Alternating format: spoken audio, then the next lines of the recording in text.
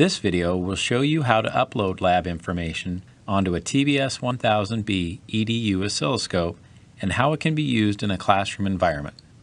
Typically, a classroom lab setup will include instruments, circuit components, wires, and a printed lab manual. Traditionally, the lab manual has been used as a reference and provides step-by-step instructions on how to perform the experiment.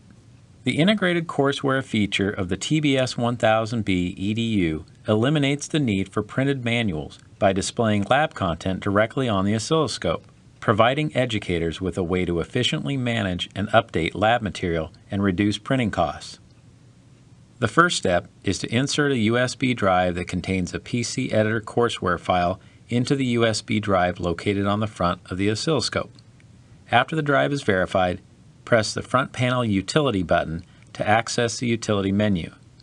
Find the Update Course option and press the corresponding button.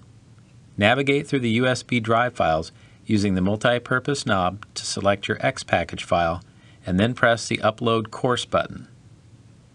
After it's completed, the uploaded courseware can be accessed by pressing the front panel Course button. The courseware menu will appear on the screen. Students will be able to select a course using the Scope soft keys on the right, and then select the appropriate lab using the MultiPurpose Knob. The TBS1000B EDU can access up to 8 courses, and each course can have multiple labs. The only limitation is that the entire X package file cannot exceed 100 megabytes, which can be easily monitored when the file is created in the PC courseware application. Once a lab is selected, the menu on the right shows the options for reviewing and performing the lab.